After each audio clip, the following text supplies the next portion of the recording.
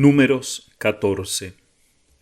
Entonces todo el pueblo alzó la voz, y dando alaridos se pasó llorando aquella noche. Y todos los hijos de Israel murmuraron contra Moisés y contra Aarón, diciéndoles todo el pueblo: Ojalá hubiéramos muerto en la tierra de Egipto o en este desierto. Ojalá hubiéramos muerto. ¿Por qué quiere llevarnos Yahvé a esta tierra para que perezcamos a espada y nuestras mujeres y nuestros hijos vengan a caer en cautividad? ¿No nos sería mejor volver a Egipto?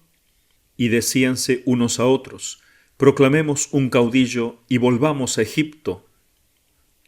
Entonces Moisés y Aarón se postraron rostro en tierra delante de toda la asamblea del pueblo de los hijos de Israel.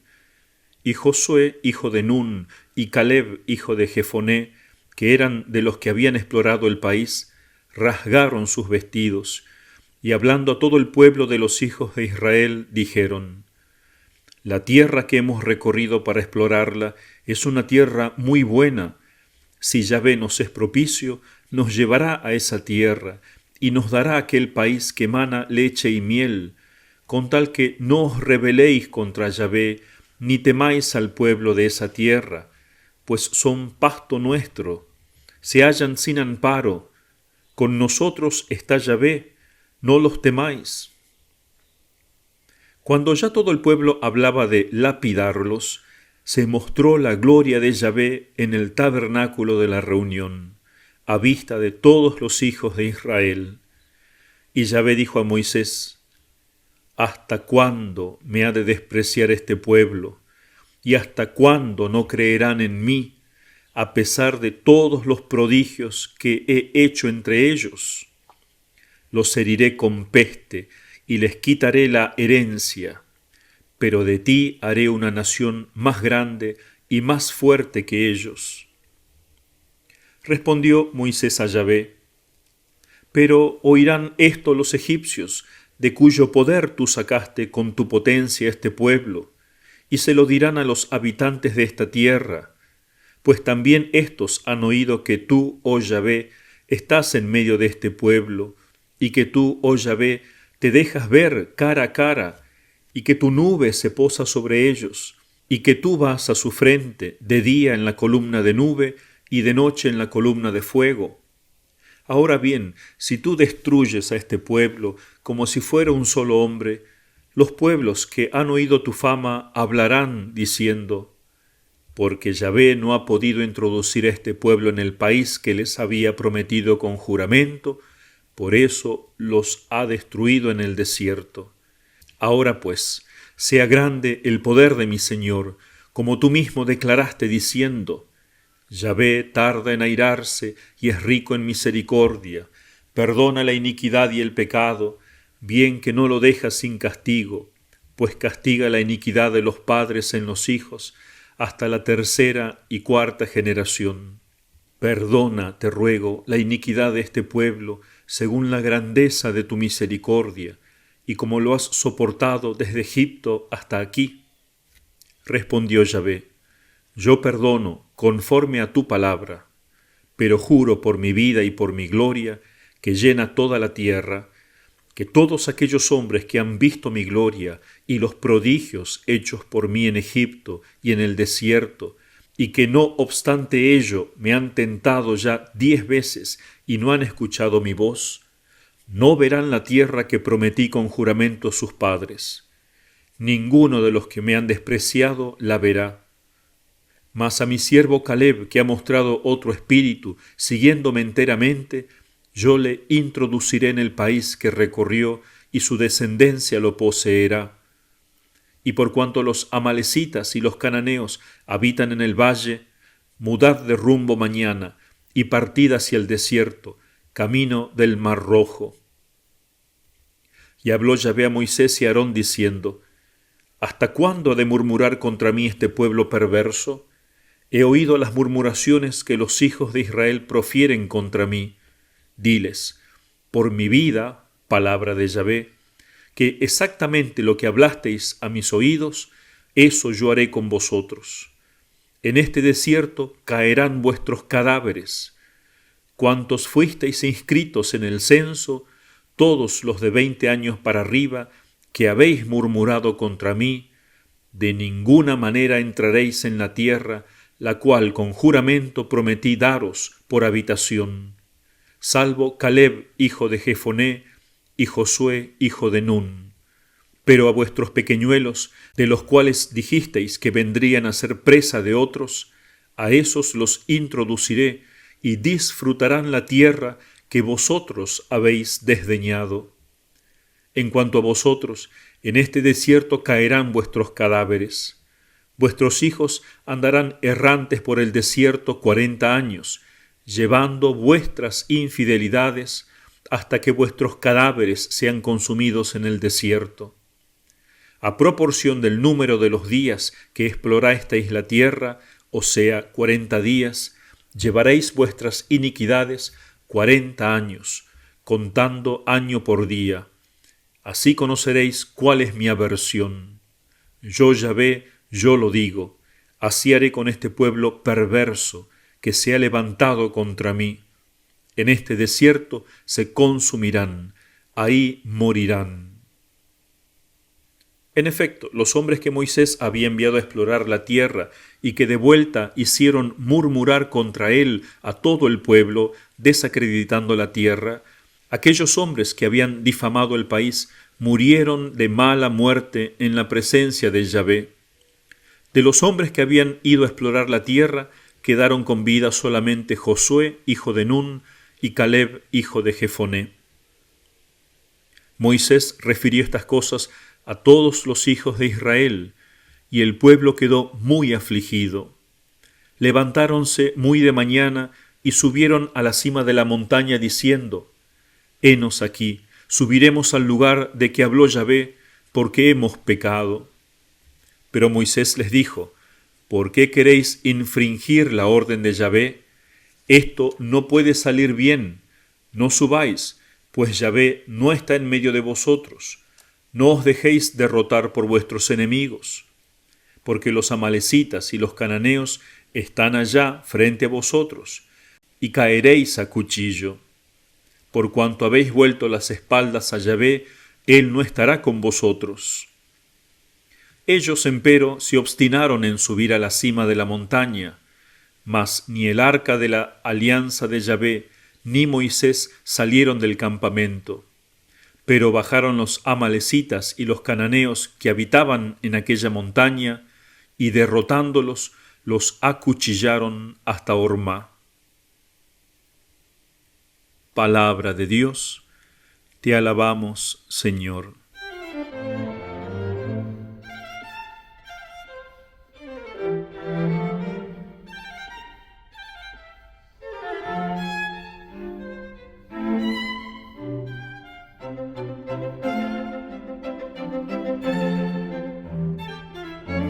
Comentario.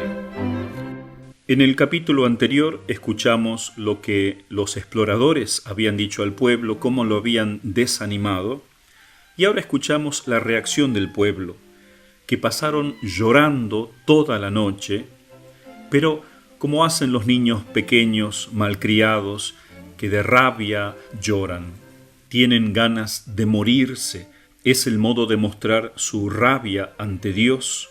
En el fondo, una gran desconfianza en Él, porque si la tierra prometida era imposible de vencer, entonces caían todas las esperanzas, todas las promesas que Dios les había hecho no eran nada. Se sentían entonces víctimas de un engaño. Incluso osaron decirle a Dios que los había llevado allí para matarlos, hacerlos caer por la espada, y que sus hijos y sus esposas queden como esclavos de los otros pueblos. Entonces renegaron la bondad de Dios, haciéndole una gran injuria.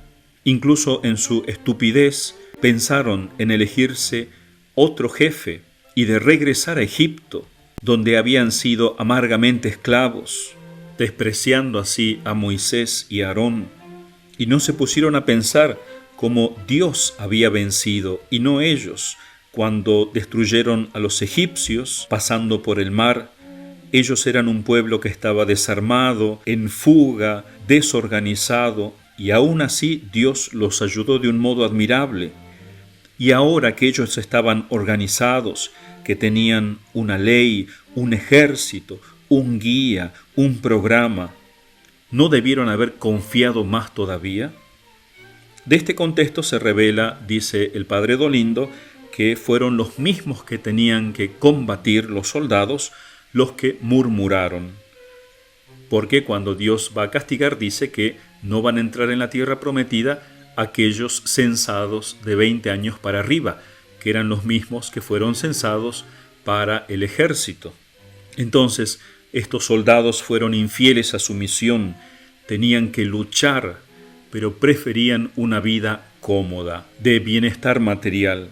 Así le sucede a nuestras almas, dice el padre Dolindo, que Dios nos trae de la esclavitud del pecado, combate por nosotros la primer batalla, que es el bautismo, en medio de esas aguas del bautismo nos salva, y después nos arma soldados en el día de nuestra confirmación, y nos prepara para el segundo combate, el combate contra el hombre viejo que todos tenemos.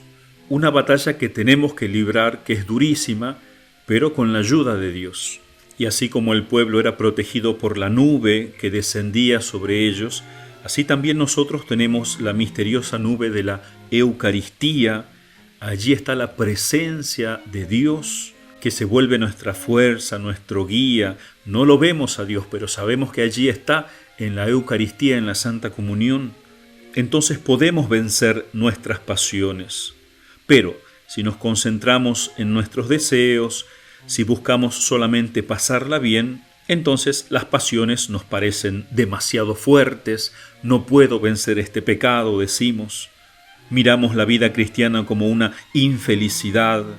Empezamos a ver nuestra vida anterior cuando éramos esclavos del pecado y queremos volver allí, aunque sabemos que moriremos, queremos volver a esos placeres.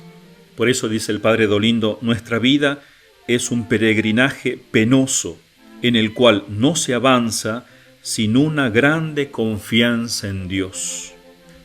Entonces esto es lo que tenemos que enseñar a nuestros hijos y aprenderlo bien nosotros primero, que la vida cristiana es un combate, y es un combate durísimo, pero que no lo vamos a vencer con nuestras solas fuerzas, sino el que tenga una gran confianza en Dios.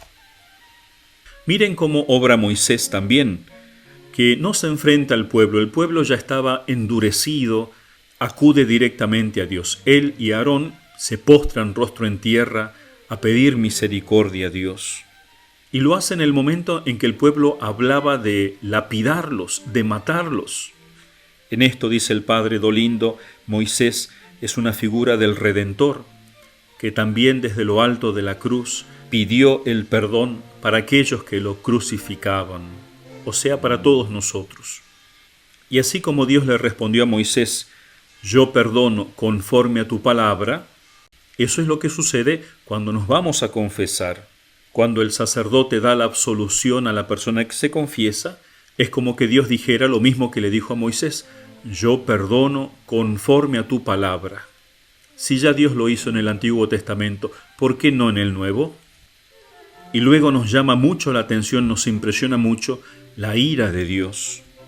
El Señor nos aparece demasiado severo al modo humano. Y sin embargo, como dice el padre Dolindo, Dios es infinitamente calmo, aun cuando ejerce justicia, porque es infinitamente bueno. Dios es bueno todo el tiempo, y aun cuando tiene que castigar, ejercer justicia, no lo hace apasionadamente como nosotros, que la pasión muchas veces nos enceguece y castigamos mal. Y sin embargo aquí Dios le está dando al pueblo lo que el pueblo pedía. El pueblo había pedido mejor morir en el desierto, pues bien, eso te doy. Pero aquí también tenemos que admirar a Dios, cómo no los destruye. Los perdona, pero sí tiene que castigarlos. Y les da otra oportunidad, que hagan penitencia 40 años en el desierto, aunque no van a entrar en la tierra prometida, pero si aceptan esa penitencia y se arrepienten y cambian en esos 40 años, aunque mueran en el desierto, entrarán a la verdadera tierra prometida, que es el cielo, salvarán sus almas.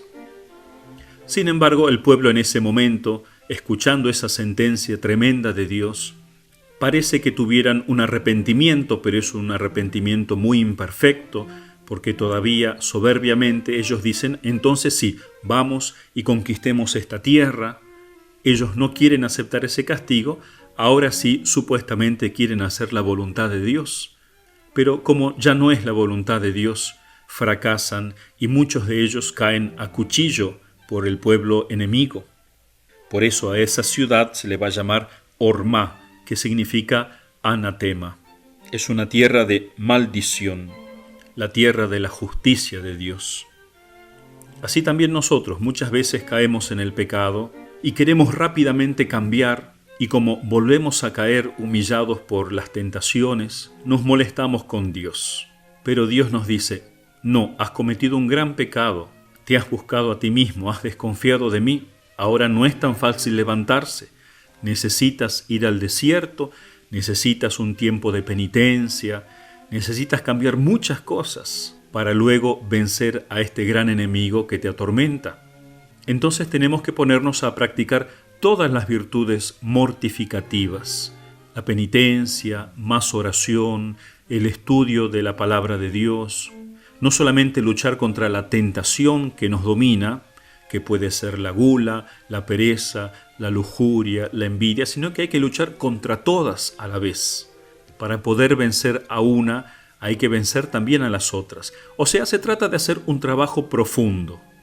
Quisiéramos vencer el pecado ya, pero cuando perdimos nuestra oportunidad que Dios nos daba y caímos cada vez más bajo en el pecado y cada vez más, entonces no le exijamos un milagro a Dios. Aceptemos volver al desierto y comenzar nuestro purgatorio ya en esta tierra.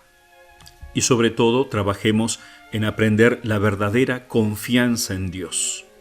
Claro que tenemos que trabajar con todas nuestras fuerzas, no ser soldados perezosos que queremos vencer rápidamente. Miren a estos exploradores, se desanimaron porque vieron que conquistar el cielo, la tierra prometida, era una cosa difícil. Queremos nosotros las cosas fáciles y por eso nos desanimamos, somos soldados perezosos y tenemos que pagar todavía con más sufrimientos. Sin embargo, esto nos tiene que llevar ya ahora mismo a decidirnos a ser verdaderos soldados de Cristo, como lo fue San León Magno, el doctor que tenemos que considerar en este capítulo. Magno significa grande, no es el apellido sino un título que se le ha dado, como el Papa Pío XII recordaba en un sermón el 12 de octubre de 1952. Llamó a este Papa León el más grande entre los grandes. No se conoce la fecha exacta de su nacimiento, pero debió de ser pocos años antes del 400. Sí sabemos que nació en Toscana, en el norte de Italia, y es muy probable que la familia viniera a vivir a Roma cuando él era joven, porque él habla de Roma como de su patria. Fue verdaderamente uno de los más grandes pontífices papas que han honrado la sede de Roma, contribuyendo a reforzar la autoridad del Papa, el prestigio. Fue el primer obispo de Roma que llevó el nombre de León, que después otros 12 sumos pontífices van también a adoptar, hasta León XIII, que fue otro grande, que cerró el 1800. Como diácono ya fue mandado a misiones difíciles, a pacificar a grandes hombres que tenían grandes disputas, y una vez que el Papa había muerto y él estaba en una misión, al regresar a Roma siendo diácono todavía, el pueblo y el clero lo aclamó a él como nuevo Papa. Y así fue consagrado un 29 de septiembre del año 440 e inició un pontificado que duró más de 21 años. El Papa San León vivió en tiempos sumamente difíciles. Había continuas invasiones de los pueblos bárbaros al Imperio Romano, que a la vez se iba debilitando la autoridad de los emperadores. Había una gran crisis social. Cuando hay malos políticos, un país entra en crisis. Y eso lo obligó a él, como padre que Dios puso para la humanidad, a asumir un papel destacado no solamente en la iglesia, sino incluso en el mundo civil. Se ha dicho, por ejemplo, que si no fuera por los papas, Roma sería hoy una masa de ruinas, como es Babilonia, Cartago y otras ciudades antiguas, donde uno solo visita restos. Y sin embargo, Roma sobrevive hasta hoy, y eso gracias a muchos de los papas y especialmente a San León. De hecho, uno de los eventos que lo hizo famoso es su encuentro con Atila, el rey de los hunos.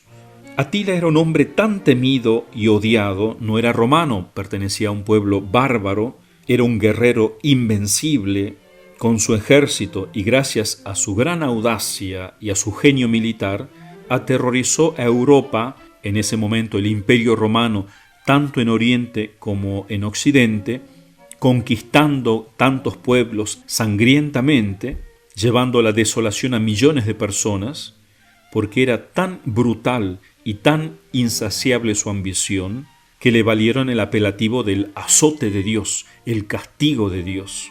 Y cuando ya estaba a punto de saquear Roma y de ahí terminar de saquear el sur de Italia, ya había saqueado e incendiado grandes ciudades en el norte, era el año 452, el emperador había huido, entonces el Papa León junto a una delegación romana salió a su encuentro y lo convenció, quién sabe cómo, de que no continuara con la invasión, y así salvó no solamente Roma, sino todo el resto de la península italiana. Esto ha hecho del Papa un signo de paz, y esa ha sido la misión de los papas, traer la paz. Es famoso un cuadro del gran pintor Rafael que muestra este encuentro con Atila. Es un misterio realmente lo que ha sucedido.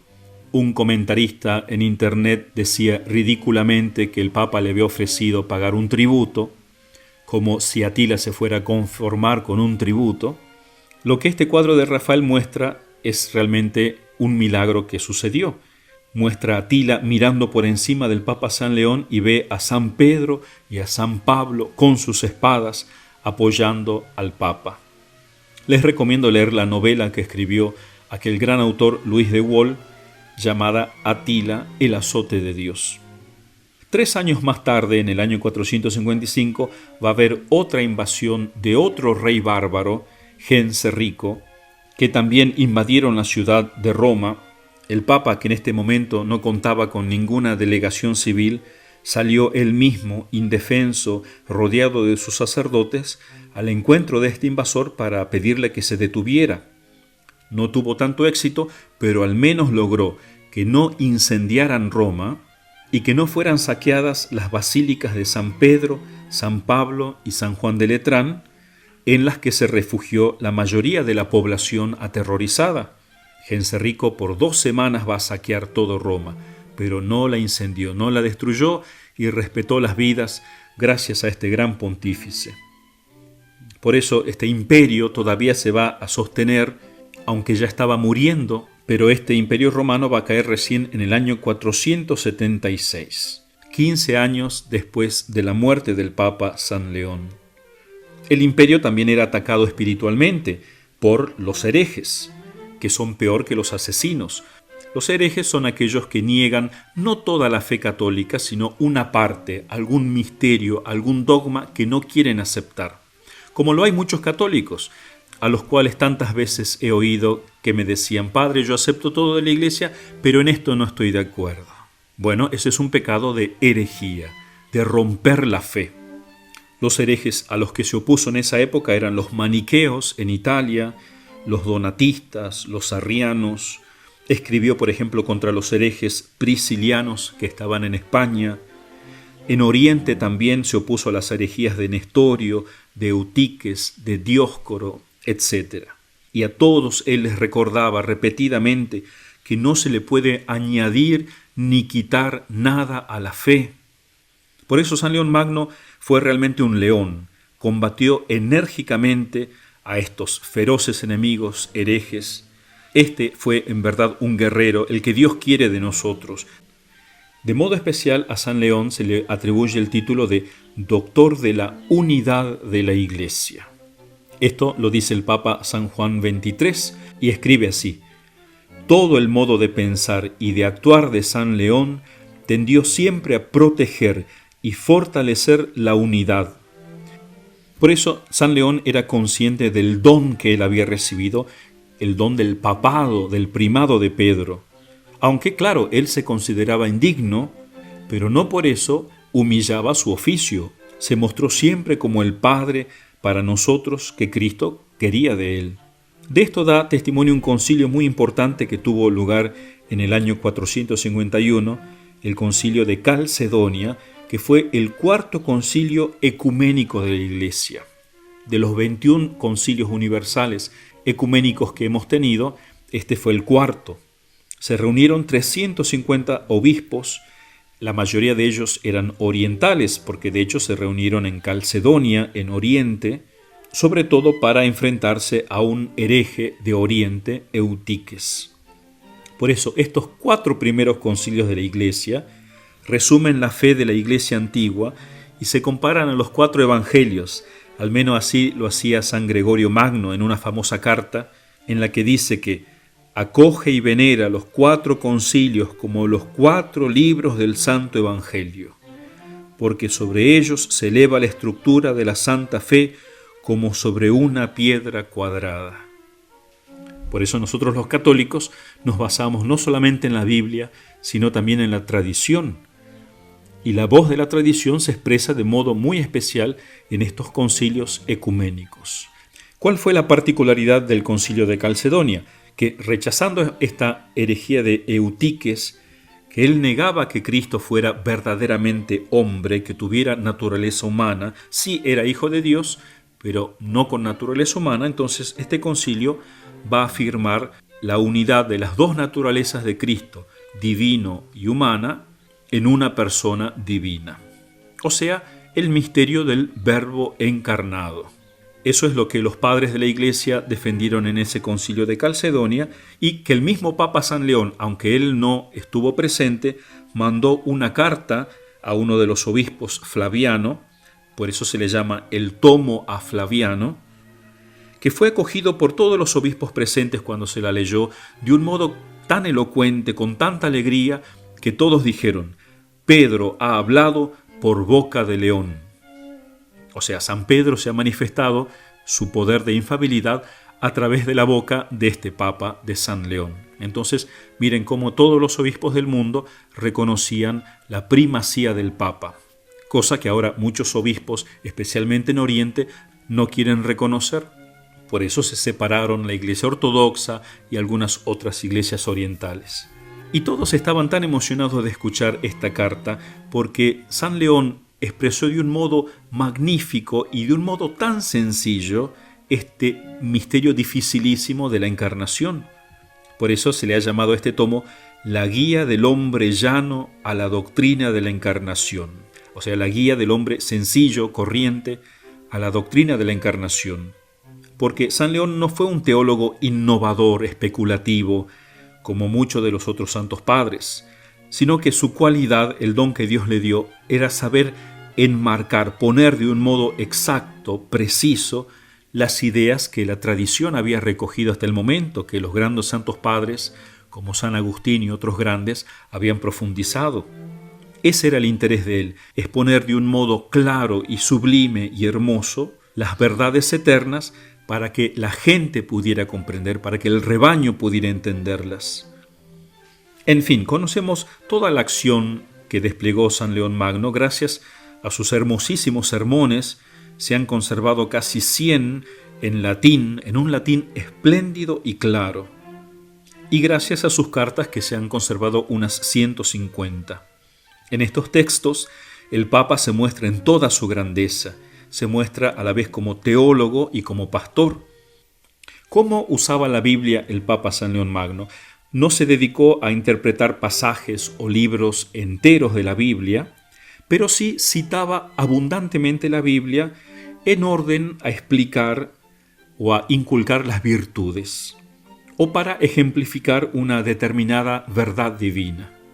También el Papa San León, este doctor de la unidad, buscaba la unidad de los cristianos en aquello que realmente nos une, la liturgia. Allí es donde nos encontramos, por eso la necesidad de ir a misa, no basta con rezar en casa.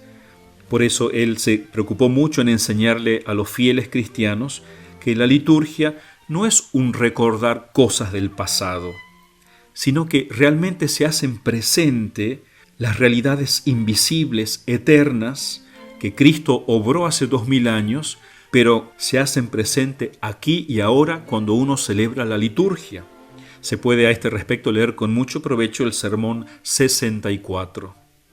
Entonces el Papa supo buscar la unidad y para eso ejerció su autoridad de Papa, para mantener la unidad tanto de las iglesias de Occidente como las de Oriente, interviniendo en diferentes circunstancias con mucha prudencia, pero lo hacía con firmeza, con mucha lucidez, a través de sus escritos o de sus legados que él enviaba.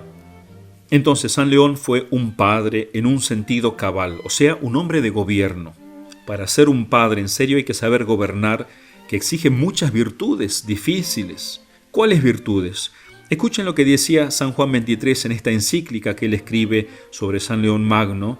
Resume hermosamente las cualidades y el carácter de lo que tiene que ser un padre. Dice así: San León muestra dotes excepcionales como hombre de gobierno, es decir, un espíritu ilustrado y supremamente práctico, una voluntad dispuesta a la acción, firme en las decisiones bien maduradas, un corazón abierto a la comprensión paterna y lleno de esa caridad que San Pablo indicó a todos los cristianos como el mejor camino.